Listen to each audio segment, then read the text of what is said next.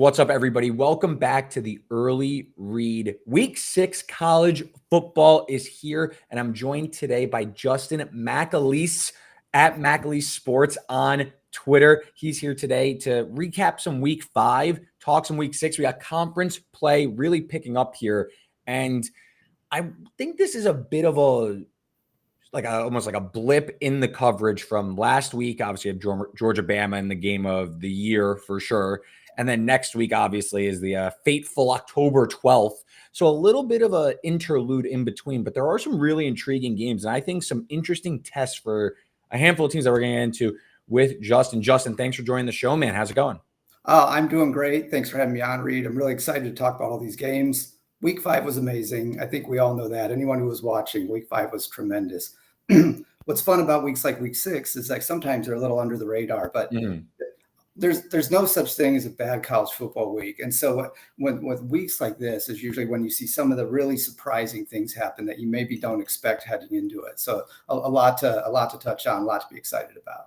Yeah, and let's try and uncover those surprising results, and maybe we can get ahead of the market here. But before we do talk about my guy, not my guy, and Justin, I didn't necessarily prep you for this, but I am curious your thoughts on Georgia-Bama. And obviously, this is a betting show. We're going to talk betting markets. You now see Alabama's the new betting favorite to win the national championship. Jalen Milroe to win the Heisman. Do you agree with that after the win? Like, what was your takeaway from Bama being Georgia? Because, listen, you simulate the game a million times. Does Georgia go down 28-0? Does Georgia come back? Does Alabama come back after Georgia comes back? You know, you could do this all. But are you shifting a lot of your weight in that result? Or are you like, hey, Bama got them that time, full credit to them, but Georgia, who was the favorite going into the game, both in that game and the national championship, do you feel any different after watching that game? Yeah, a little bit. You know, I think any game, there's information in every game. That's one thing I believe in, just in college football in general. Even mismatches, blowouts. There's information to be gained in all these games, and certainly in this matchup. I think that the shift that I come away with is, we all know how we got to the end point. Alabama stormed out to this lead. It looked like it was lights out for Georgia. Georgia comes back, takes a lead. Some miraculous stuff happening at the end of the game.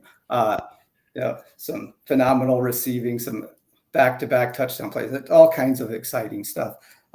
In the end, it was almost a push, in the sense of how much power rating shift there was. But Alabama did shift up over Georgia for me, just by a little bit, not by a lot. There's not going to be a lot of separation after a game like this because of particularly the way I look at things is always about game control, not necessarily a final score in terms of when I do power ratings themselves. And so this is a game control. When we look at this, it was one half Alabama, second half Georgia, and then Alabama just flipped it at the end. And so it was almost a 50-50 with just a slight edge towards Bama. They move up ahead to Georgia in the power ratings a little bit, but really this is pretty wide open in the SEC, I think. And there's also Tennessee, who is right there with them as well. And actually I have Tennessee really, really high. So I think all those teams are, if they don't win the SEC, they have great chance to be in the top 12 as the at-large in the at-large bids. I would say my biggest, takeaway, and look, it's one game, right? I guess in this case it's 2 games, but I'm of the belief that I'm a big Carson Beck guy. Carson Beck, I'm in his camp. I thought he was, top quarterback prospect, all that good stuff. I think very highly of him. And I don't even know if the start was his fault, but even the entire game, watching back and that comeback that Georgia got, it wasn't like Beck took that game over. Milroe in the first half, that was he took that game over. That was as impressive of a first half you could have. Beck, even in the comeback where they take the lead, the deep ball wasn't there. It didn't feel like Georgia was ever, and you mentioned game control. I know they rattle off this huge comeback, but it didn't feel like Georgia really seized momentum. And it's like, oh, well, Beck is cooking now. Like, look out. It was more like broken play here, got a 4th down stop, good field position. That's more my takeaway. And I guess my thought is, yes, Georgia could still win the national championship. Absolutely. But that was a bit of a concerning effort from Carson Beck there because you look at now, the data points are starting to build here where there's not that many games of Carson Beck against high-level competition necessarily carving it up. You can mention Ole Miss last year. I don't really throw Tennessee in there from last year, but you got the SEC championship game against Bama where, and then you got this game where you dig yourself a 28-0 hole, and it wasn't all him, but just it kind of leaves me thinking now maybe I'm missing something with Beck. And then you go back to 2 weeks ago against Kentucky, offense didn't move there. So again, maybe I'm putting too much weight on Carson Beck, but that was something that I think is going to matter in what is now looking more like the NFL playoffs, where, multiple games, obviously, or several games, I should say. You're going to need some pretty heroic quarterback play one way or another, I think. You think the NFL, dumb it down to a science, Patrick Mahomes ends up at the end a lot. But for a guy that you see Milroe rise to the occasion like that, it just, that left something with me. And then I look at the other side where Beck, where I was just like, man, that never felt like he was ever in the realm of the best player on the field. No, it didn't. I mean, whereas everyone thought so with Milroe in the first half. Yeah. I mean, when he was running around making some Georgia defenders look almost slow on the field at times. I mean, he just was electric. And Beck, you saw the floor was just lower, I think. Maybe that speaks to the concern that you're illuminating here, that when he's off, he was pretty off. I mean, there aren't going to be a lot of games where you can make that kind of comeback. If you dig yourself a hole, they're not all going to be an instant classic where, it ends the way that one did and they come back. And that one, you're right, they kind of chipped away and worked their way back. Made for very compelling football, but it's not the way you want to draw it up if you're thinking about the 12-team playoff or even the SEC championship game, if you're putting them that far in the top two in SEC. So concerns, yes. Do I think that makes them not one of the top 5 teams in the country? No, absolutely not. And even despite all that, the kind of the silver lining, I guess you could say, is despite all that, they had the lead at the end of the game, and all. I don't want to say should have won, but they absolutely could have won. And they did what they had to come back, which shows a real championship pedigree with a team like that. I mean, just the character to be able to come back and keep fighting that. I mean, most teams are just going to roll over at that point, and it's game over. So yeah, I am a little bit concerned, and this actually leads into just even thinking of Auburn or just looking down the road. One thing I noticed before talking to you today was just looking at Georgia's performances this year, and they've kind of on a downward trend in terms of one thing I do look at. I mentioned game control. How that also feeds into something I call game ratings, where I essentially just rate the performance of the game on a scaled by the opponent and the location to give me kind of an assessment of just how well did that team play? Was that a top 5 performance, top 20 performance, whatever, and I put it in terms of essentially like a power rating per game. And they've been on the decline week after week, not necessarily a big decline, but a little bit of one. And you could argue about whether you should say there's much decline from the Kentucky to Alabama games, but there wasn't a lot of difference. But from where they were, they just annihilated Clemson in the opener. And they looked like, boy, I started to think I'm not sure many teams can play with them at all in that opener. They've been kind of ticking down a little bit. And now I don't think that trend's going to continue downward, but I am a little concerned that in the way I look at things, I'm starting to see that Clemson game is now a bit of an outlier. In fact, when I do my power ratings, it's gradually getting downweighted more and more as the other data points come in. The other data points have been a little more consistent with one another in terms of what they look like in terms of game rating. That Clemson one standing out as being really different than the others. And so now I'm starting to look at that one was the outlier. And these other games are more like what I think the real Georgia might be, which is an excellent team, but one that can be beaten on any given Saturday. Yeah, it's an interesting point. And again, it's more seeing Beck and what you mentioned, the floor is just much lower than maybe I had given credit to, or what I had thought of Beck, because I did go on into the game high on Beck.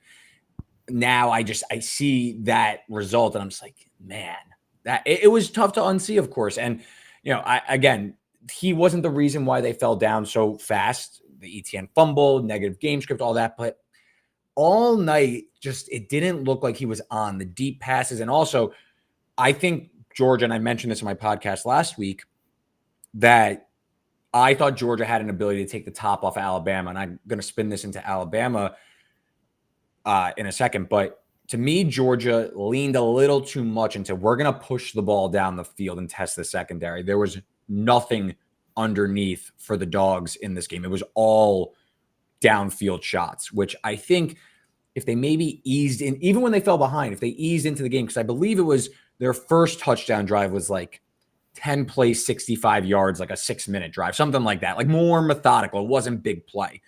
And I'm watching the game and I'm like, okay, maybe they're going to settle into this game now and, get a turnover and get back into it. And they tried to, and then it skewed away, and then they just started going downfield shots all game. So I wonder, Mike Bobo maybe kind of dropped the ball in the game planning, but I still think this Alabama secondary has concerns. And I look at their schedule and I see LSU on their schedule and I see Tennessee on their schedule. And I still don't think Alabama, while they are, as of now, the best team in the country, right? You got to give them the respect where it's due. I'm not sure, and I think this is the beauty of this season in college football. I think it just, if anything, Alabama doesn't leapfrog everyone as much as it brings Georgia down to, let's call it, Ohio State, Texas, Alabama, Tennessee, etc. Like, I still think Alabama secondary I think it's more that everyone's lumped together now than anything. So I still think this Alabama secondary has some issues, and we saw that. But I also think that Jalen Milroe may have made the improvements and really is fitting into Kalen DeBoer's system, and Kalen DeBoer is that good of a coach faster than even I had anticipated. Yeah, the thing with DeBoer is what this has kind of really interested me all offseason too, is that stylistically it's a departure for Alabama, what he brings. And I wondered about the fit. Does this style, that Washington Michael Penix, Rome Odunze style that he has, that really is not an air raid, but it's an explosive passing offense. The running game is complementary, not the focus. And the defense is a secondary aspect for Kalen DeBoer. That's what it's been historically. So I was concerned that that transformation would not fit well in Tuscaloosa, but so far they're holding it together. There are some concerns about defense, and I do think that was going to continue to be an issue, especially as the DeBoer era goes on. He's just more of an offensive coach. He's not Nick Saban, never will be. And he's just, I think there's always going to be some issues about looking at a commitment to a running back kind of power-led run game, and some defensive lapses, and having to win some shootouts from time to time. And that's fine. He's still definitely a great coach. But when you have to win shootouts, and he's going to have to win more of those these days, those are high variable games or high variation games. When you're talking about a lot of passing, a lot of big plays, a lot of deep balls like you talked about, those have a lot of variance to them. And so things can swing a lot more when you're more reliant on that kind of stuff. And if you also are in danger of giving up some of those big plays in the back end, like we saw at the end of the game, which almost cost them, that leads to a team that probably doesn't win all their games. I don't see them as like a 12-0 ball club. That doesn't mean they can't win the SEC, but I don't think they're going to go 13-0 on their road there. Could they be a top 4? Yeah, they can be, just like Tennessee or Georgia could be too. And Texas, of course. But I do share some of those concerns. I think their secondary has held up a little better than I expected to this point, but still some lapses to be concerned about. Yeah, and I think the really big thing, and first of all, I think this is like super high level discussion, so I'm fine going a little bit longer on this game because it's such a consequential game into the rest of the season. But what really impressed me with Alabama on offense, and you mentioned that, how this is a completely different scheme and how Milroe has really emerged. Last year, Jalen Milroe, I want to say it was 27 big-time throws to 0 turnover-worthy plays on throws 20 yards or further down the field. And a lot of that was he would hold the ball behind the line of scrimmage. I think he was bottom 5 in qualified quarterbacks in terms of time to throw, in terms of holding it so long. which Penix, on the other hand, was more quick trigger. I'm just going to chuck it really fast. We saw almost the emergence of Milroe last Saturday. Only 2.56 time to throw, according to Pro Football Focus, which is elite in terms of quickness, in terms of throwing, which is departure. It's almost half a second faster than last year. Completed 81% of his passes. So this was a nuts efficiency game. I mean, talk about the best game of Milroe's career matched in DeBoer's offense. Like, that is, I think, as good you could ask for if you're an Alabama fan. You got the peak Jalen Milroe performance. And again, does that mean it's going to happen the next time they play Georgia in, say, the SEC championship game? I don't know. That's what is beautiful about this. And you don't know how far to downrate Georgia. But I do think it's interesting that Milroe really rose to the occasion, of course. And also, this partnership may be clicking faster than we could have ever expected. Yeah, it's clicking. Again, my concern goes back to, is certainly not Milroe. And his fit with DeBoer, I think, is working wonderfully.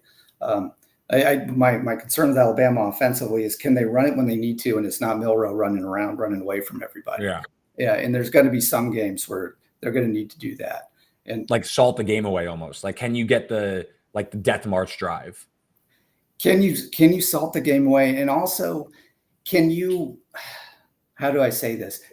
Can you kind of take the spirit out of some slightly overmatched opponents earlier on in the game, rather than, have to win it in the fourth quarter, but start to take them out, take away their morale a little bit earlier. Because Alabama, they have the mystique, but there's nothing quite like the running game in a college football game to take the energy out of that defense. And if another team can kind of stop a running game and force the quarterback to do everything, which it's not quite there, but Alabama's kind of close, where they really rely on Milroe to do a whole lot of everything. I think that's going to be something to watch as we go on. You want him to only take so many hits. He doesn't necessarily doesn't get hit too hard most of the time. He's quick enough and he's elusive enough, but I mean, they're really reliant on him. And so if there's any time when he's banged up, he doesn't have the top end speed, if he's just been hit a lot in a game, what happens then? Does Alabama have a run game without relying on Milroe that they can turn to when they need to in SEC play? Yeah. And I think this is a good segue into, we'll do some game previews because we went longer on this, but it also is good for not my guy of the week, which I always seem to have much more fun with. So Justin, let's talk some Auburn-Georgia, because I think this is an interesting matchup. You obviously, the backdrop of the loss last week, a gut-wrenching loss at that, but you also have Auburn on the heels of back-to-back, or I should say last week, a gut-wrenching loss, and then you also have other losses starting to build up here, including Arkansas, including Cal. Not my guy of the week, Peyton Thorne. I was at a wedding on Saturday, Justin, and I put my phone away. I'm in the bridal party. I walked down the aisle, checked my phone after an hour-long ceremony. It was beautiful. Shout out to my buddy Jared for getting married. I checked my phone. I see, the Oklahoma-Auburn game went over 45. I put my phone away. It was 21-10 with 10 minutes left. How in the world did that happen?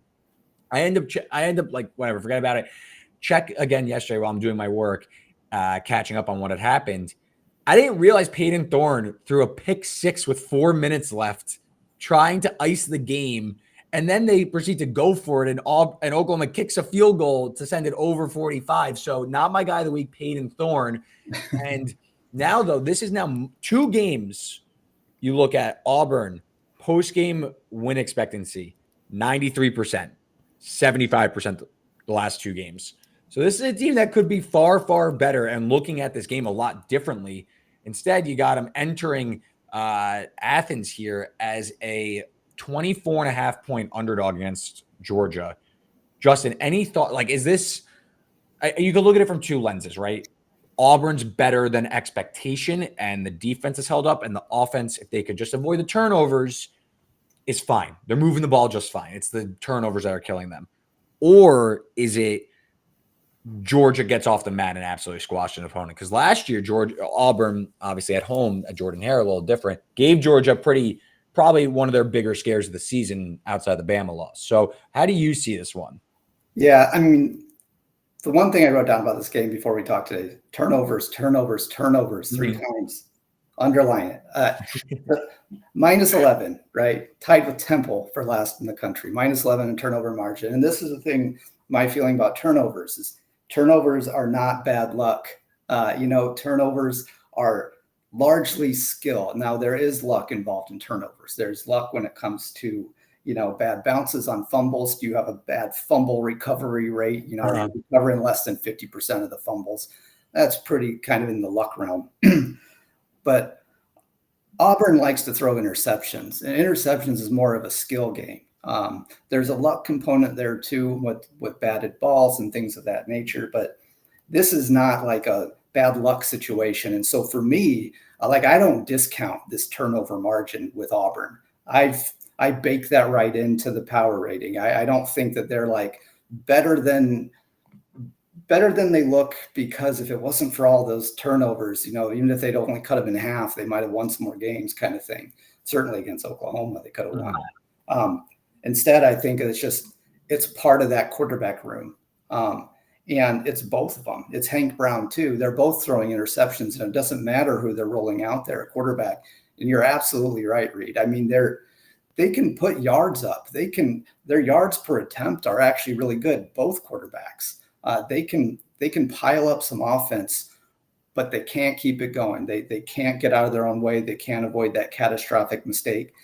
And maybe against other teams, that will change, and they'll have a clean game, and they'll roll up some big points and beat some middle tier SEC teams. But this is Georgia, and Georgia, it's just a different class of team than Auburn is ready for right now. And I don't see that this is something where, I think to believe that Auburn can compete, on some pretty big spreads, and people don't really think they're going to compete to win probably. But if you think that maybe they can keep it closer, I think you have to start to believe that about the turnovers, that they can play a cleaner game, avoid those big mistakes. But I just don't see that against Georgia. I don't think they're going to go play Georgia and not throw a couple of interceptions. I think that's part of the team. I think they'll do it again this week. And with Georgia just being a better class of team pretty much across the board, I think I like Georgia big. I actually like Georgia to cover. I think Georgia's a pretty good pick in this one. Okay. Let's stick with this trend though. And because Bama Vanderbilt, you can make the same exact case, right? Like the same setup, right? After such a big win, we saw actually Vandy take money in the market we're recording this Monday night. On Monday, this opened Bama 24 against the doors, now sitting at, let's call it consensus price, 23.5. Vandy's been very feisty as an underdog this season, bringing in Diego Pavia, keeping the magic alive from New Mexico State. They beat Vatek outright. Wouldn't say the win is necessarily aging well, but still, I think Vandy in that situation deserves credit for that one. But they take Missouri to overtime, which we're going to talk about that game against Texas A&M in a little bit. But I wonder if Vandy's passing game, I mentioned my concern about Alabama secondary. I wonder if Vandy has the athletes to really test Alabama like that. But you did bring up a good point, Justin, about, do you start to almost put Milroe on a bit of a pitch count in terms of running the ball? Let's avoid some hits, right? Like this was an all-in effort. And we actually saw this a lot with Washington last year, especially as the season progressed. Now, look, there was like that Michael Penix injury rumor. I think it was his ribs, where like Washington had like a dip in performance on offense. But some of those, like they got up for the all-in efforts, and then they would kind of play with their food. What was it? Arizona State, they nearly lost. There was another one in there. And maybe DeBoer is going to maybe take his foot off the gas in this one. Do you think Vanderbilt can hang around, or do you see it similar to that Auburn-Georgia game? Kind of similar, I think. I like Diego Pavia, by the way. So I'm not necessarily lumping him in with the Auburn quarterback room. But yeah, the talent gap here, I usually call like a talent deficit for teams like the Vanderbilts of the world, that are playing in a league where they're just week in, week out, they're just outclassed on the pure talent recruiting aspect of things. that's really difficult to overcome. In some ways, Vanderbilt's actually been kind of a mild surprise. I mean, I know they had the letdown game against Georgia State, but they beat for Virginia Tech. They played some good football at times, and Pavia's pretty exciting. And they catch fire on the right day. Can they scare some teams? Yes. Do I think Alabama's one of them? No, I don't. I think, again, it's similar. Yeah, I think too much has to go right for Vanderbilt for me to feel comfortable that they can, let's say, keep it to 17 to 20 points, something along those lines. I see this more as a 4-touchdown type of game. They have that the overall defense to really do this one, I think, is in the first half. And then, you always got, whenever you're talking about spreads, you think about backdoor covers and things like that. And if Vanderbilt's going to cover, I think that's the way they would do it. Yeah, I would say, and I mean, Vanderbilt's numbers look good on the defensive side of the ball, just from a surface level perspective. I mean, 46 in EPA per play. Defensive line has held up nicely, but ultimately, I don't see that they have someone, like, they haven't seen a passing game this explosive. And you look at Missouri, which is not Alabama light, but just a team that you would think can rip off explosives. Missouri hasn't been that explosive yet, and we're going to talk about that game after this.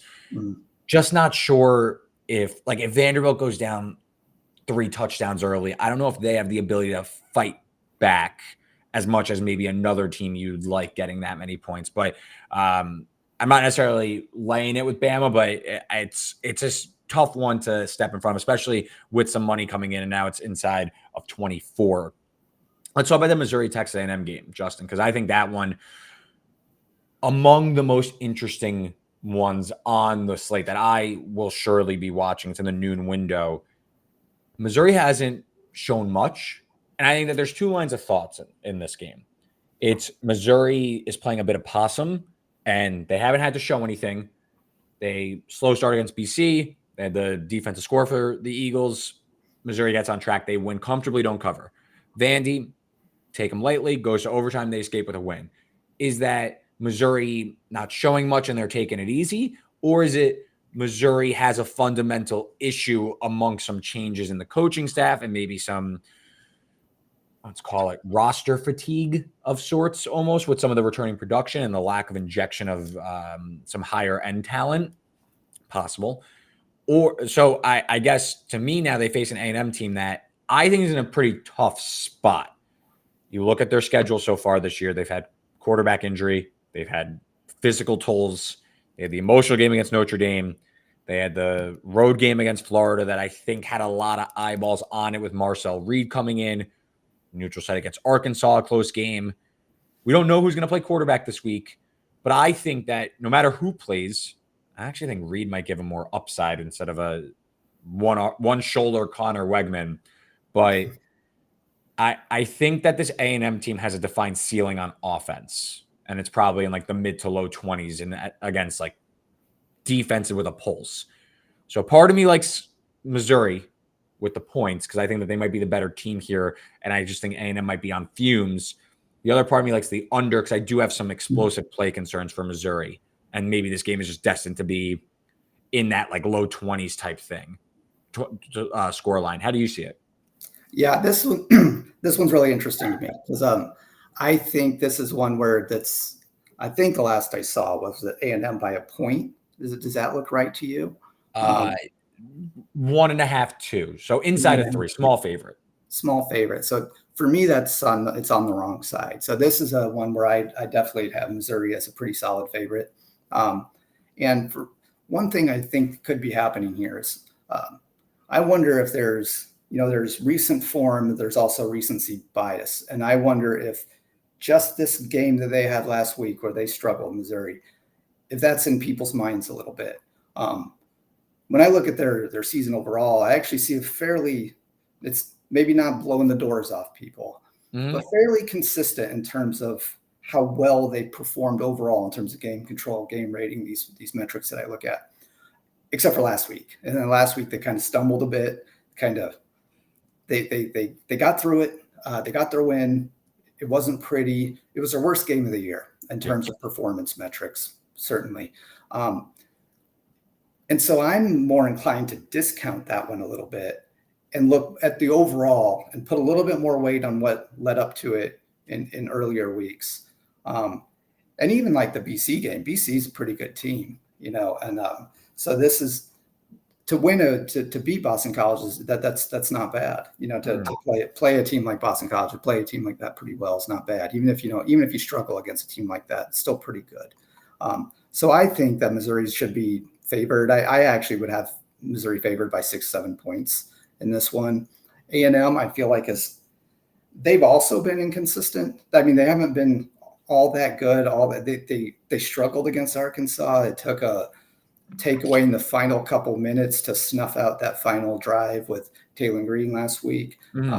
They almost dropped. They were in a position where they could have dropped that game against Arkansas.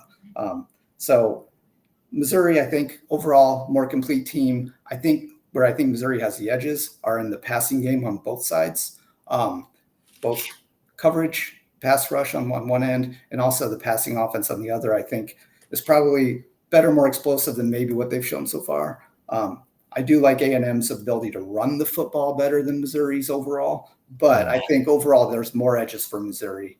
I do think Missouri should be favored in this game.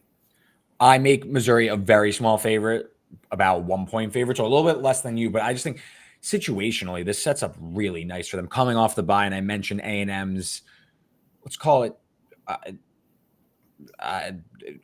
what's the word I'm looking for? Expansive schedule so far, between the opener against Notre Dame and the traveling, and they've already been into SEC play. Meanwhile, Missouri, we mentioned they haven't played anybody, decent competition, but in terms of like the SEC schedule, like real rigorous competition, A&M is clearly running on fumes here. And I just wonder how that's going to play out. I know it's at home, but it is a noon game, so I think that's kind of going to subdue this A&M crowd. So I lean towards Missouri.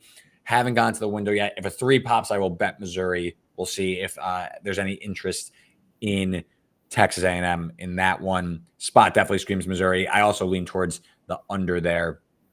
Another game, this kind of goes back to what we were talking about before, potential blowouts. So Ohio State's playing Iowa.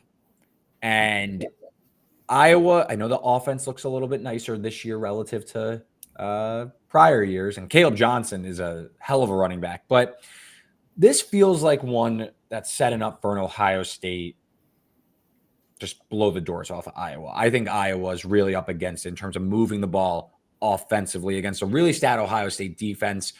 I like the idea of Ohio State getting, not that Michigan State's so quality, but just a real team with like real size pushing against like real, let's call it like power 4 competition.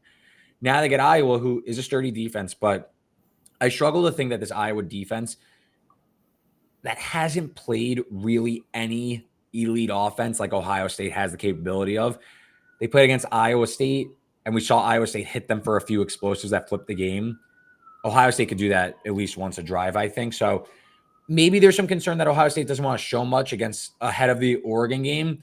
But I just feel like this spread now, there's a 19.5 out there.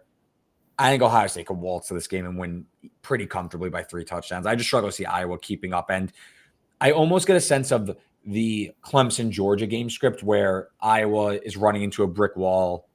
Ohio State gets good field position, and then they just pull away late. So I think this is a tough spot for Iowa. Yeah, I'm with you on this one. I am backing a lot of these favorites in these kind of larger spread games this week, which I don't always do, but that's where I am at this week. And I'm with you on Ohio State. I do see it as more of I think I had it at 24. I was thinking around 31-7 type of game because Iowa's offense, as exciting as Caleb Johnson has been, I mean, averaging crazy amounts of yards per carry, which is really shocking to see coming from an Iowa running back in recent years. But the pass offense still isn't there. And this is kind of an interesting matchup in terms of the other side, Ohio State's offense versus Iowa's defense. It's kind of a strength versus strength and a few different issues in this game. Now, I do one thing where I call odds ratings, where I essentially break out teams into how much does different categories in the game affect their win probability overall. And Ohio State's pass offense has been plus 23% which is the exact same as Iowa's pass defense, which is really fascinating. Their special teams are both plus 12%. So there's some pushes there. Now the competition's different. Those are not strength of schedule adjusted statistics, they're raw statistics, but they're still interesting.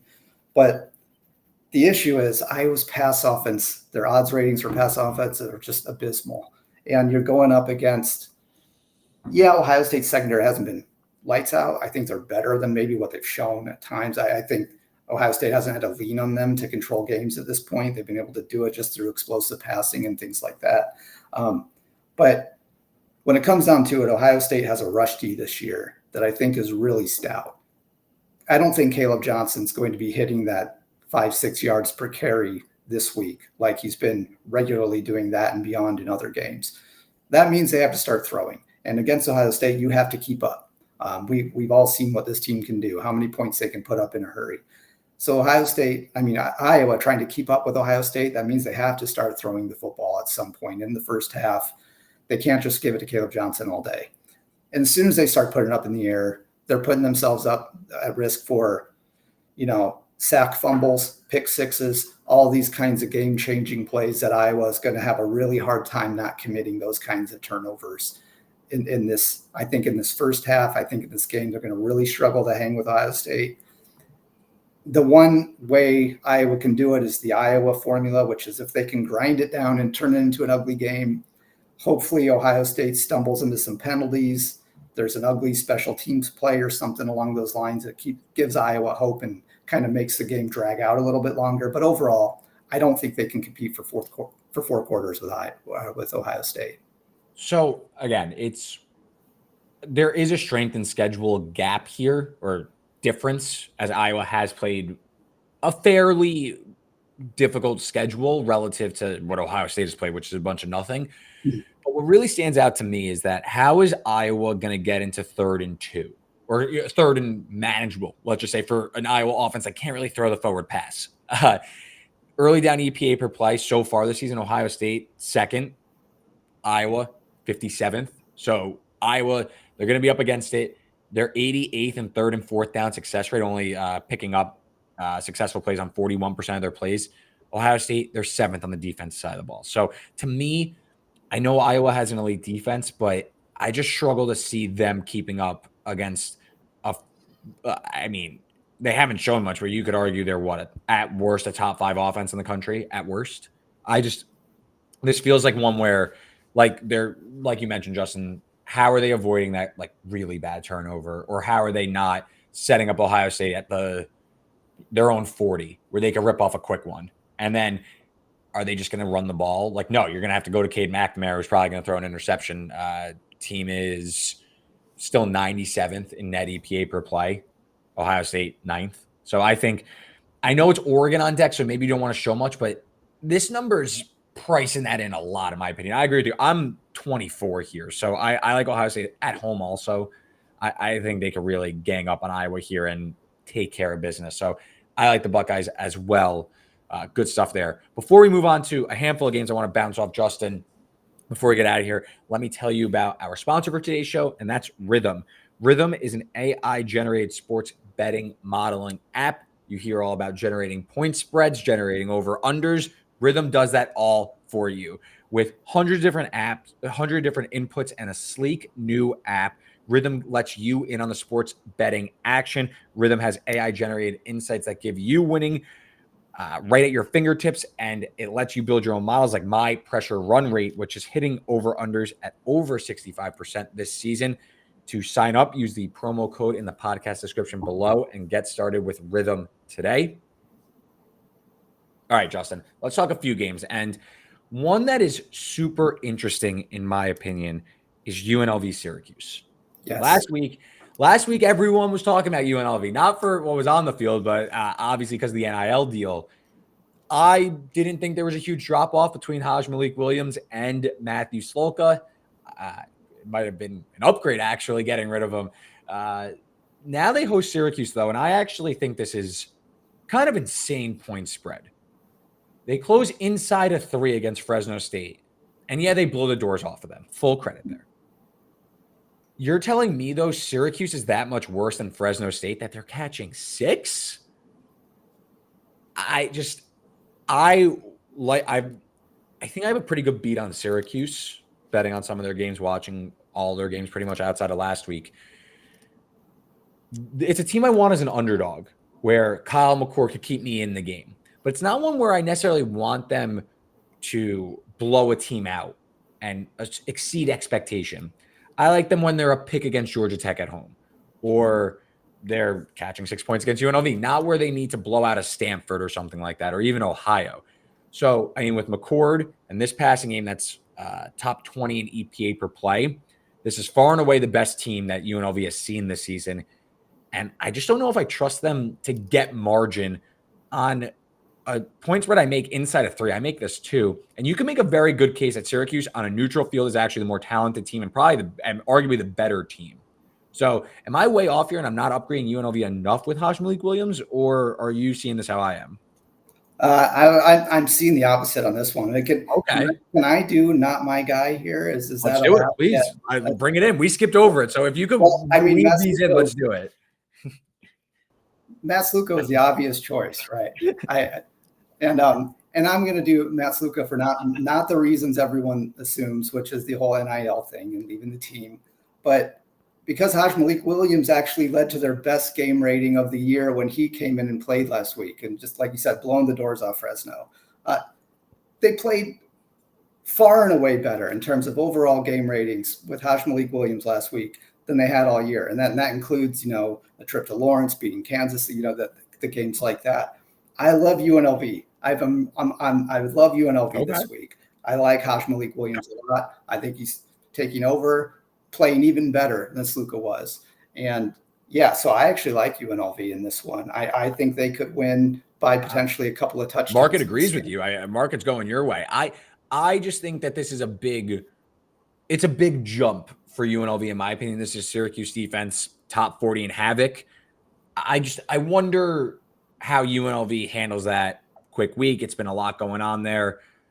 I like McCord in this offense with Trevor Pena and Oronde Gadsden getting points rather than laying points. But I listen, I'm all for some disagreement here. I think if you, it's more, I just think the market's saying that they're close to a neutral or close to a pick 'em on a neutral against Fresno. Now they're laying nearly a touchdown. It's just one of those buy low, sell high type of things, in my opinion, as I analyze this game. So I took the points with Syracuse. But listen, maybe UNLV is really onto something, and maybe they started Sluka because of some of those NIL promises or lack thereof that they were able to own up to, whatever the story may be. I do think it's interesting. Yeah.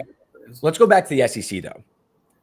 Ole Miss, a team we didn't talk about in that whole SEC conversation. Yep. They lose outright to Kentucky in a game. I think you can make the case that Ole Miss should have won the game, but either way, a really poor effort, whether they should have won or lost. Not what you were thinking when you were thinking Jackson Dart Heisman, Ole Miss playoffs. Yeah. Offensive line issues starting to mount for Ole Miss, maybe worse than some had expected. I still think the defense looks pretty solid, though, and it has shown up, in my opinion. They did a great job outside that 67-yard pass from Brock Vandergrift. They've done a really good job of shutting down everyone their way. They go to now South Carolina, who I know they blew out Kentucky, and if you're trying to do the transit property, I still think South Carolina has a pretty limited offense, but their defense is well above average in SEC play. Coming off a bye, nonetheless, getting Lenore Sellers back. I took the under here, Justin. 52.5 is the current price in the market.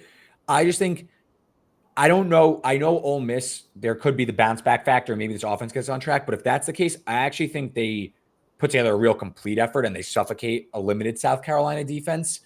Or if South Carolina dictates this game, it feels like it's going to be a bit of a slog, similar to how that Kentucky Ole Miss game looked. And I think South Carolina wants to muck it up. So how do you see this one? Yeah, it's the Kentucky angle is interesting here. When you have this common opponent, and I know that's not the way to just analyze all of the games. Like, well, they both played one team, so how'd they do against that team? But one thing about Kentucky, real quick, is that their defense is very good. So I actually give South Carolina a lot of credit for putting up the points they did. Against a team like Kentucky, who's really playing at a high level defensively and was expected to do so heading into the year. I mean, they had the talent, they had the experience on defense, and so they're living up to that hype. And then comparing that to Ole Miss, in some ways, I'm not shocked that Ole Miss could struggle against a team like that, against a defense like that. But then, as it compares to South Carolina, they put up those points. I like Ole Miss to win this game, but I do think I like South Carolina to cover here. The over/under, I'm not comfortable with one way or the other, but in terms of just looking at the point spread, I think it was around 9 points or so last I saw. I probably like Ole Miss by a touchdown. I mean, this is not one where I've like, boy, I see a strong edge here. But I do think with the ball bounces the right way a couple of times for the Gamecocks, I think they have a chance to win this game outright. So I like it by Ole Miss by about 6 points or so. So I think I would pick South Carolina if they're getting 9 points. I agree with that thought. Feels like, and this is more like narrative-y than my like actual handicap of the game, but maybe a little Beamer ball, like wounded Ole Miss, like down Ole Miss. You got the Lane Kiffin, Florida stuff starting to bubble up here. And Shane Beamer off a bye kind of cooks up a few trick plays or something like that, or they really wreak havoc, and this Ole Miss team might be in worse shape than we're correctly pricing. And maybe Ole Miss wins, but I don't know if this team, I trust them necessarily to go on the road, SEC game, and really handle a team that has an elite defensive line. And if that's where the crux of these Ole Miss issues are starting to bubble up in the trenches, maybe that's where this game is won and lost or is played to a relative draw, or where South Carolina could outperform expectation. Yeah, I'm just wondering with a team like, this is a time of year where there's this really kind of tricky kind of crux of the season where you're heading into around weeks 5 and 6, and you're starting to get a feel for teams, right? Yeah. But you don't totally know yet because of all of the schedule imbalance that we all know about college football, all of the non-conference games a lot of these teams have been playing. Now, the SEC's played a little bit more conference football than most other conferences the way they do, but still, we don't have a good, equal comparison for all these teams. And when you try to do something like in the power rating perspective, the adjustments that you make for strength of schedule, you can't feel 100% great about them because, there's a lot of not fully connected networks and things like that. So you have kind of these local biases in the network space. So, you might be hitting an area where certain teams look better than they really are. And you haven't gone through enough games yet to really realize that in terms of your rating systems. And so I think we're at that point where there's going to be, say half the teams are really what you think they are, and they're going to keep playing that well. And then there's this other half or so, rough number, not scientific, but that are going to start regressing to where they were expected to be, and so the underperformers are going to start playing better, and the overperformers are going to start coming back down to earth. And that goes back to what you were talking about with UNLV. They could be one of those overperformers where, gravity hits and they start coming back down to earth. That very well could be. And I think these are the weeks of the season, late September, early October, where we really start to. So I think you're doing this well off the cuff because I haven't told you which games we're going to talk about. But next up on my outline is Tennessee, Arkansas. And I think you brought up a great point there about do we really know about these teams, or maybe there's a bit of a non-conference kind of bias. So I hope, and I think based on what you were saying earlier, you're pro Tennessee and you believe in the upside of Nico Iamaleava and this offense, because I do financially. But anyway, Arkansas. So last week I bet the under in Arkansas A&M because I think it's pretty interesting, actually. I think Arkansas's defense is better than it gets credit for, and its offense is actually slightly worse than it gets credit for. With Bobby Petrino, Taylor Green, Jaquan Jackson, good players, exciting players, but I actually think this offense is going to continue to struggle in SEC play. I thought you look at the Oklahoma State result where they scored 30 some odd points and gained 600 yards. Oklahoma State can't stop a nosebleed. So I don't know if that performance is aging so well that Arkansas put up all those points. Look at SEC play. We mentioned the Auburn results. Pretty fortunate to win that one. A lot of turnovers in that one. And then A&M, they can't move the ball. I think Tennessee, their defense, almost in a similar way of Arkansas, their defense isn't getting enough credit. And I know they haven't really played anybody, and Oklahoma's offense is pretty poor, especially at that time before they make the move to Hawkins. I think this defense, though, especially on the line, is pretty legit, and I think could really give Taylor Green, who likes to take off and run, I think they could give him a lot of trouble with some extra prep. And on the other side, I think this Tennessee offense can dominate. This is a pretty high total on the road night game. How do you see this one? Do you think Tennessee takes care of business here? I'm curious how you see this one and how you really view Arkansas, because obviously they had low expectations going into the year. Yeah, I think Arkansas's problem going into this game, and to answer your question quickly, is yes, I think Tennessee takes care of business here. Like you said, because of defense more than offense. I think their defense has been sensational. We know about the offense. We know about Nico and all these players, all the talent they have there. What's impressed me with Tennessee, and one thing going into the year I didn't expect, was that the defense would be as good as they are. I know we knew about the talent on the D-line, but that they've been able to rebuild in the back seven quite a bit. And that was a big concern I had for Tennessee coming into the year. And they've answered that question. My issue with Arkansas is they're all about the run game on both sides. They can run the ball well, and they can stop the run well. And those are great things. I'm sort of traditionalist in that sense. I love that. I love a team that can run well and stop the run. I think that's a winning formula. But their passing game isn't good, and their secondary is fairly poor. And against Tennessee, that's not going to do it. I think Tennessee can probably, I think they can light up the scoreboard early on in this one. I don't think Arkansas can hang.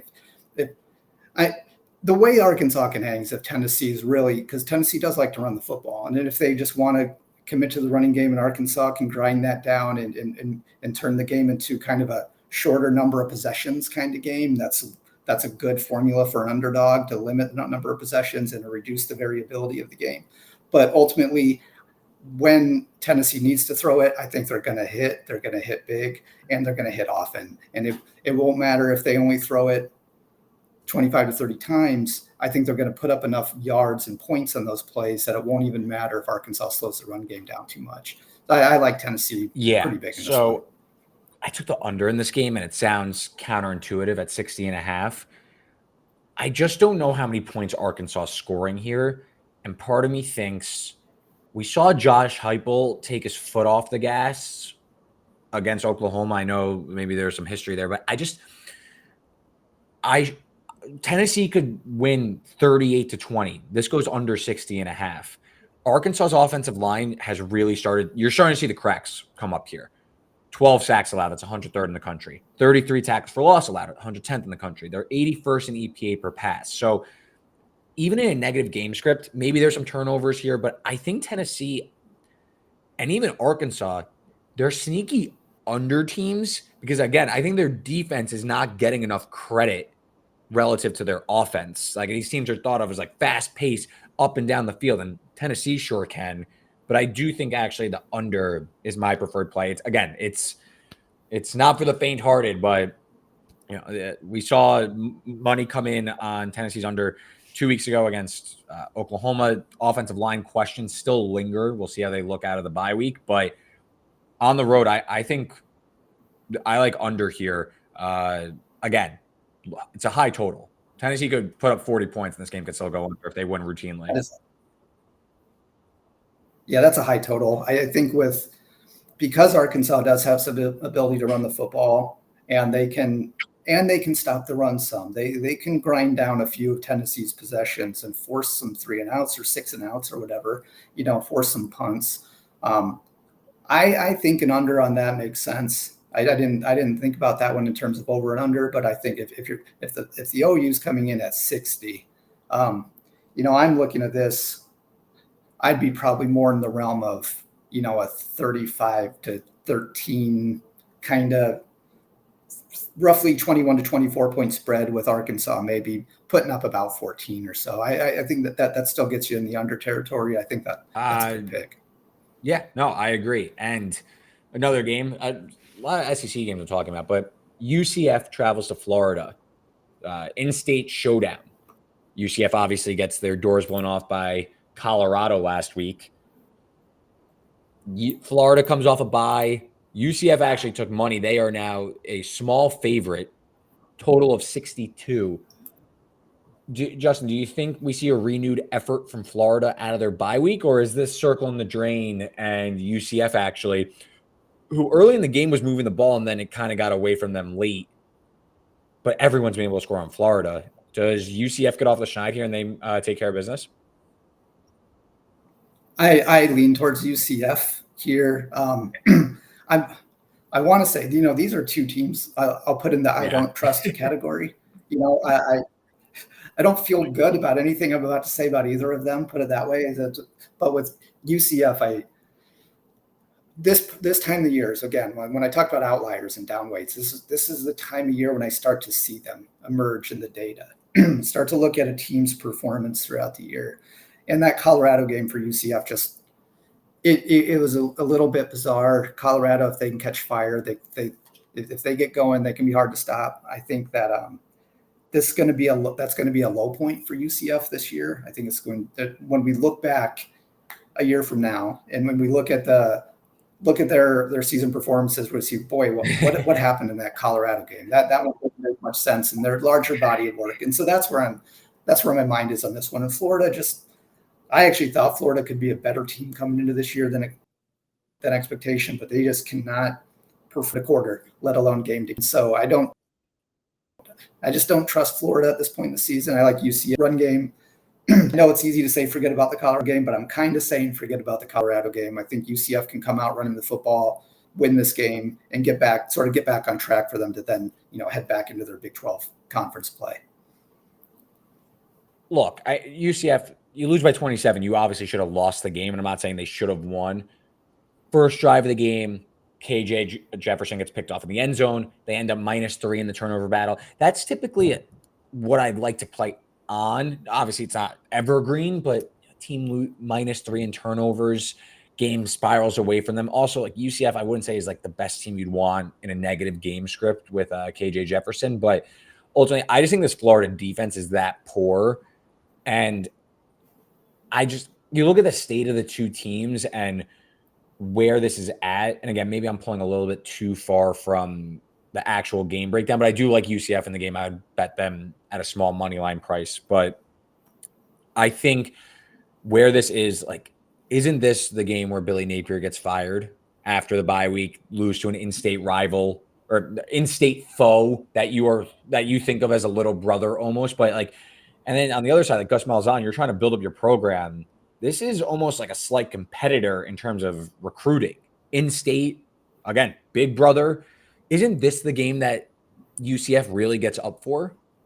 I mean, I think so. I think they have such a crappy performance last week too. Exactly. Yeah, exactly. I mean, they want that taste wiped out of their mouth as soon as possible. I don't think they expected that. I think some people were surprised by the spread, by how much UCF was favored by last week. And then those people were kind of proven right, I guess. I thought UCF would win. They did not.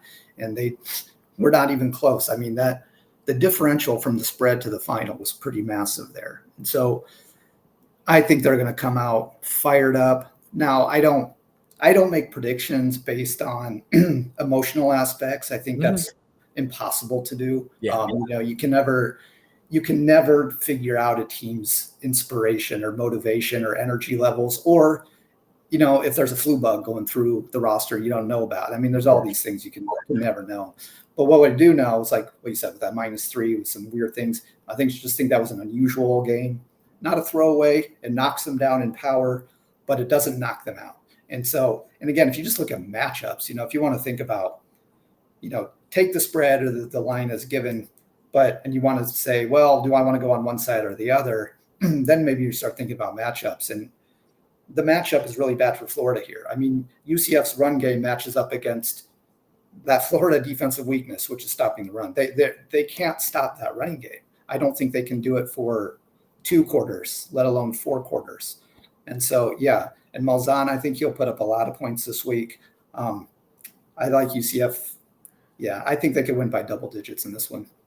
Yeah, Florida currently allowing 3.4 points per drive. That's 117th in the country. And anywhere you look, it's not pretty, but outside the top 100 and things like EPA per pass, third down conversion percentage allowed, like it's a pretty poor defense. Florida, it seems unfixable. Justin, so I got 2 more I want to hit you with, and then I'll leave you to anything else you want to hit on before we get out of here. All right. Michigan travels across the country to play Washington. A lot of market love for Washington. They're now about -3, 2.5 you could find. So Washington, I bet against them last week. I bet Rutgers. I think I was pretty fortunate to win that one. But I do think I nailed a few parts of the handicap, including penalties being a big bugaboo with Washington. Teams bottom 5 in penalty yards per game. Rutgers is top 10 in limiting penalty yards, and that worked out, and they end up getting the win. They now get an extra day. Michigan coming out west to play Washington. Obviously, national championship rematch. Both teams are completely different, so I think you can throw that one out. But I think Washington can take care of business in this game. I think their ability, and we saw Texas do it. We saw USC do it. Washington has a budding passing game here with Will Rogers, who, don't forget, was in the SEC. I know Michigan has a really good defense, but this is their first true road game. And to me, if you could spread out Michigan's defense, really stretch them thin, and then attack that way instead of just running up the middle, and maybe put them in a negative game script, I think this sets up pretty nicely for Washington at home to get back on track. And I know you're going to say, well, Michigan came back against USC. What about that negative game script? That was at home, and I think that was not an outlier result because it happened, but it was a pretty wild end game there to get to the finish there. A lot of turnovers involved there, again, at home. I just think now that there's 2 games of tape on Orgy, I think Washington's in a much better spot here to take care of business. How do you see this one?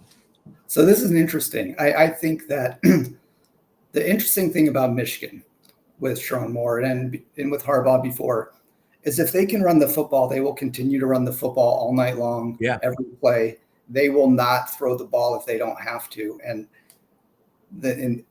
Which is interesting because that's a dreadful matchup for Michigan if they have to throw the ball in this game. Washington has a good coverage, has a good pass defense. Michigan's pass offense is absolutely terrible. Now, so normally you might think, well, you're probably leaning towards Washington, but I'm not, because I think Michigan isn't going to have to throw very much. I think they just keep running the ball, and they're going to have success doing it. Mullings is just a horse. I think he's great. I've been talking about this guy all year. How good he is. He's ridiculous. I mean, we all remember Donovan Edwards on the cover of the EA Sports Football, right? I mean, in hindsight, that's kind of funny, but Edwards is a good player too. But Mullings has just been fantastic, and he really fits that Michigan kind of style. I hesitate to go with a team that has such poor, inconsistent quarterback play and almost complete inability to throw the football. They're almost like Iowa in that sense. But I like Michigan here. I think they can get the road win behind that running game because of the matchup issue. I think if this was more of a passing team, Michigan, going in and facing a good pass defense on the road, I think that would be a different story. But because I don't think they're going to throw the ball more than 15 to 18 times if they don't have to. And they're just going to run it and run it and run it. And I think it's going to be enough with their defense that you talked about and their special teams, their ability to kick field goals and things like that, which plays right into how they want to win this game. Generate some turnovers in the back end, in the secondary. That defense, that secondary is pretty opportunistic. I think that's going to be enough for them to be able to go on the road and get that win. Yeah. Again, market has really drifted towards Washington in this one. Low total 41, key number of 3, of course, in a game that is probably going to have like an NFL style scoreline. Definitely something to watch for if you want to take the points with the Wolverines. Okay, so I got one more for you, Justin. Then I'm going to leave it to you. This one, I've kind of stuck to the the more higher profile games. But this one's kind of down the dreads because I made a bet on it. But South Alabama, Arkansas State. Okay. I bet the over 62.5 in this one. I think South Alabama to me is a big play threat. I know Gio Lopez, he got taken out of the game against LSU. Coach Major Applewhite said he's fine. Jalen Pritchard, their top receiver, he's in concussion protocol, so he might miss. I understand that, but I think the South Alabama offense has really been at a high level for most of the season. Their only game where they didn't score more than 30 points outside of LSU, which I think we could agree is not necessarily relevant to this game as much, but they've been able to put up points against everybody. And this Arkansas State defense, they've played some high-end competition too, but it's not like they got let up 30 plus to Central Arkansas, let up 24 to Tulsa. So I think South Alabama, this offense is a pretty high floor. And I also like Arkansas State to score on South Alabama at home. I like Jalen Raynor off a bye also, where this team could get right after playing the likes of Iowa State and Michigan. Both teams play at an above average tempo. I think there could be explosives all over the field in this one. I like South Alabama, Arkansas State over 62.5. I just think this is a game that's going to be played loose. You also look something I like to look at when, especially look at both overs or unders, but tackling grade per Pro Football Focus, which obviously you can't tackle. It's going to lead to some big plays. Arkansas State 126th, South Alabama 130th in tackling grade. Now, look, it's potentially priced in. It's a pretty high total. I still think both teams can find the end zone 5 times each. This game, I think, is going to be back and forth the whole way. Certainly a high total. I always get nervous about an over once you get up into the 60s. But, South Alabama came out just out of the gates, explosive. Gio Lopez, Fluff Bothwell, pretty exciting stuff. That's some pretty compelling football to watch, actually. So the over, I actually do think that's probably a good pick because I think it's going to be actually a fairly close game. Yeah. And so I think that actually helps elevate the point total because I think they're going to have to keep firing back at each other. I don't think one team's going to just go run out in front and then sit on a lead and try to bleed it away or anything like you said. They're going to play a high pace. If it's competitive, I think it's the fact that it's going to be a competitive game. Well, in fact, that's what I think anyway. In my opinion, that'll be a competitive game. That drives up the points and can get you up into that 60-70 territory. Yeah. I guess there's some cause for liking Arkansas State off the bye. South Alabama plays LSU. Now they're kind of potentially limping into this one, but I just think points here for sure. I mean, that first game against North Texas, I think it was 52-30. North Texas beat South Alabama. So I think this is a good spot for some points on the board for both sides. Justin, I bounced a few games off you, bigger games, some smaller games. What are some games that have your eye? Maybe we can make a pick if you have an opinion, anything that sticks out to you. Yeah, I got a couple. So I'll give you a couple of my top picks for the week besides some of the major headliners. Indiana. Okay, so my guy, my guy, Curt Cignetti. And so this goes back a little bit. I mean, I've been trumpeting Indiana since the middle of the summer because I'm so excited about this coaching staff at Indiana. And I do a lot of coaching staff ratings at McIlleceSports.com. And I had Indiana's new staff as the number 2 coaching staff in the country coming into this year. And the way things are looking, they might start next year at number 1 unless there's a turnover. Because number 1 was Liberty. And they're actually been sliding a bit this year, not performing quite at the level I would have hoped this year.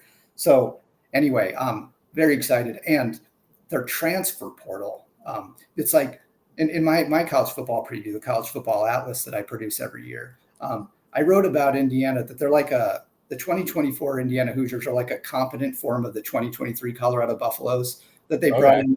Their transfer portal reliance was so high. It reminded me of Colorado last year.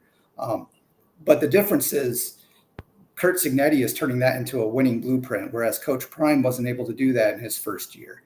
And so what we're seeing is Coach Cignetti brought in a lot of guys that he knew, particularly some guys on the defensive line, really turning this thing over quickly. And so Indiana at Northwestern, all of that said, I think they just blow the doors off this one. I think the spread is around 13 or 14 last I saw. I like Indiana to win big. I know Northwestern is a defensive program with a defensive coach. I don't think they can keep up. I think Indiana can play on both sides of the ball.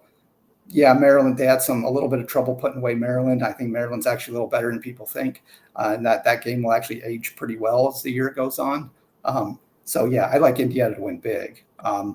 Win by not just 14, but I'm thinking 20 plus up to 4 touchdown type of win for Indiana. I'll join you on the Hoosiers. If I don't think you listened, but the first preview podcast I put out was the Big Ten preview, coincidentally. But the first team I trumpeted as over, I love this team, all that good stuff, Indiana. So technically the first team that I really put my boot in the ground on were the Hoosiers. And this team has smashed all expectations. Actually, last week was the first week I wasn't on them. I should have bet them again, but I've been betting them every week. 13.5. I agree. I mean, I make this game. I'm 18.5 because my numbers I don't, maybe the market's going to catch up to them, but I don't know if this is the spot per se for Northwestern to keep up. They don't seem to have a functional offense.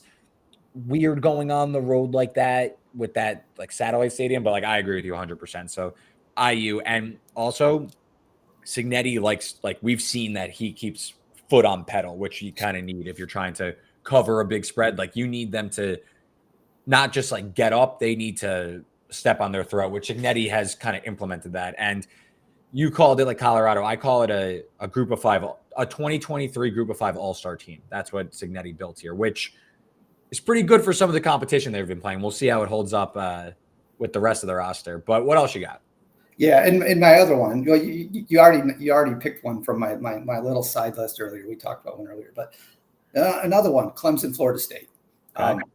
So I think I don't know if it's priced in completely how bad Florida State is truly reeling. I think there's still something about Clemson, Florida State, the names. People, I think, also have this idea that Clemson is struggling more than they are because of what Georgia did to them early in the year, when actually Clemson was a little more competitive in that game than I think people realize. It's that things got away from them in the second half, but it wasn't wildly uncompetitive all throughout. I actually think Clemson, after that game, is it's going to end up being a big throwaway. They're playing really good football now. I think they're going to win big against Florida State. I mean, Florida State against SMU, again, just looking like a hopeless program. Really, it's a pretty stunning. I mean, it's not a surprise that they were struggling to match what they did a year ago, of course, with all the losses. But the way their defense looks, I think, is a pretty remarkable fall. Heading into it with all of their transfer alliance in the front 4, I thought that was a concern. In the front 7, having to rebuild a lot of that they were going to have some struggles against the run. But man, they can't really stop much of anything right now. And so I think Clemson is finally getting some offense going. We've been waiting for that. You know, the whole dirt raid thing, which was kind of a joke for a while. They were just kind of like a glorified Iowa. They're starting to put up points. And if Clemson can start putting up points in bunches, look out, because they can win the ACC, which is wide open for anybody. They can win the ACC and get a top 4 spot in the playoff. And if they're facing off one of those SEC or Big Ten teams, they're not going to be a pushover this time. They're not going to fold like they did in week 1, I don't think. Yeah, I agree. I bet some early Clemson. Any thoughts on Brock Glenn taking over for DJU, or you're kind of, it doesn't make a difference? This team is kind of just cooked. Yeah, that's the kind of thing that's not going to move the needle for me much. Don't you think if you go, sorry. No, that's fine. Yeah, I'm just thinking it's a little bit like, Peyton Thorne at Auburn. You go back and forth. You go to Oklahoma, actually made probably a pretty good move going with Hawkins. That one does maybe move the needle as you look forward. But sometimes I think with a struggling team, they pull someone out and plug someone else in. Sometimes it can look genius. Maybe you end up with a Hawkins who ends up being what we think he could be, that looks pretty smart. But other times I think it just kind of reeks of desperation. They made a mistake with DJU. It's not working out. They're trying something else. I don't think that trying it against Clemson is going to make a big difference. What do you I I think if Brock Glenn was any good, they probably would have went to him before, right? Like they gave DJU a pretty long leash here, and I know he got hurt, whatever, but get well soon. You got a job in the workforce coming for you, but I I think if Brock Glenn was any sort of decent, he would have been in by now. That's how bad this has been for Florida State. So that's part of the reason why I'm not necessarily moved by the idea that Brock Glenn's coming in. Like if this was obviously it's not a perfect example because it's not, but like if this was week 3 and Brock Glenn was starting, I'd be like, oh, okay, like Norvell's trying to save this season. This is just like, I know again he's hurt, but clearly Brock Glenn is not fixing much. Yeah, it's not going to fix Florida State's problems this year. Yeah. I mean, the 2024 team is pretty much on the mat. I don't really see that there's much positive momentum they can generate at this point. And right now, I think Clemson's really peaking. I think they're playing really good football right now. So it just doesn't look like this is not going to be a Clemson-Florida State classic. It's going to be a forgettable game. It will not be high on the watchability scores if you're into that sort of thing. I mentioned it not because many people probably think Florida State's going to challenge them too much, but I thought the spread was a bit low. I think it's going to be that spread might be covered in the first half. Put it that way. Yeah. What else you got? Any more you have an eye on? You want a word on? One that interests me, and I don't have a pick for it. It's too close to call for me. But all right, let's this SMU at Louisville game, because of thinking back to SMU a week ago, Jennings coming in, taking over Preston Stone. I was really high in Preston Stone coming into the year. I know he's coming off injury. I thought he was going to come back, though, and lead one of the most experienced offenses in the country to great heights, and it just didn't work out for him. I mean, and any game I watched, I came away so frustrated that he just looked so out of sorts. He just wasn't the same guy, and I don't know why. I don't know if it's lingering injury. I don't know why. But they have new life. This is a situation where, maybe the quarterback change is giving new life to a team, and it seems to be changing things. Maybe playing Florida State was a lucky break for him. He got to put up bunches of points. But I'm really curious to see how he looks at Louisville. I think that's just a really big game in the ACC that's probably being overlooked a little bit. And like I said, I think I don't have a big edge one way or the other here. This is more of just a really compelling matchup for the ACC championship race and potentially playoff race as well. Like, SMU was kind of almost a joke early on. People thought, no, look, they tried to come over to the ACC. It's already, they're looking embarrassing. It's not going well. They're all of a sudden playing pretty good football. So how well do they do on the road at a good ACC team in Louisville? It'll be really interesting to watch. I think this is also a very interesting game. I mean, I hope, as someone who has some SMU futures, I hope the Stangs show up here and they make a good road trip here. But it's worth noting SMU. I know it looks like maybe they turned it around with Jennings. +7 in turnovers the last 2 weeks against TCU and Florida State probably help expand that score line a little bit. Again, it's part of the game, right? But maybe a little bit fortunate to get those kind of blowouts. On the other hand, Louisville played close with Notre Dame, few bad breaks, some unlucky bounces in that game on the road. It was a team in Louisville I was fading and a team I was buying in SMU, so I'm really, really hoping that SMU can pull an upset. But I also think it is interesting to note, I wonder how both defenses show up in this game. I have a sneaky under lean. You wouldn't think, again, explosive offense like that, but I don't know if SMU's offensive line is ACC caliber. And I also wonder about Louisville's offense. I know it's a big play threat, but SMU's strength has been in the secondary this entire season. So I do wonder if SMU can maybe hang around in this game, maybe, force a few turnovers to havoc-driven defense. Not sure how I feel about it all that much. I wonder if SMU, again, can they make the road trip there? Can they hold up? But it should be an interesting one, a bigger spread, but hopefully the Stangs get it done. That's definitely the side I'm rooting for. We'll see if I got a bet in there. Yeah, and then actually that SMU defense has been there. Maybe not the storyline that we talk about, but in terms of winning football games, they've been the unit that's gotten them through some pretty choppy waters early on as they're trying to figure out that quarterback situation. Looks like maybe they have.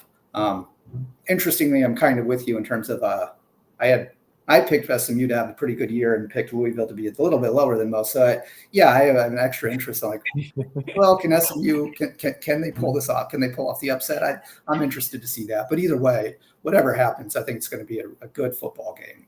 Yeah, and I mean, you look back at that BYU result all of a sudden, like that SMU defense kept down BYU. All of a sudden now it's looking like maybe SMU isn't in as dire straits as we had initially thought. So Justin, you've been gracious with your time. I really appreciate it. Please tell everyone about all the work you're doing at McIllece Sports and where they can follow you on Twitter and everywhere else they can find your stuff. Yeah, follow me on Twitter at McIllece Sports. You check me out at McIlleceSports.com. And that's McIllece sports.com. So what I do is I put out during the season, there's a lot of stuff on my website you can go check out. I have odds ratings, which tell you how teams are winning, losing games. Is a pretty unique thing. Are they winning through rush offense or discipline or special teams? It's all there. Power ratings, so you can go check out the latest power ratings and see how teams also, not just where they are right now, but how they changed since the preseason expectations. And I also put out a preseason magazine every year. It's full of analytics. For this audience, I think it's perfect because it's analytics heavy. The most numbers, the most spreads, money lines, over-unders, everything that you could imagine in there. It's over 500 pages, 4 pages per team. Check that out. Definitely check that out next summer. Check it out now. There's a free preview on there. You can take a look and see what you think, and then maybe come back and check it out next summer. It's a college football atlas. Just type that into Google and you should find me there. Sure. Justin, you were awesome, man.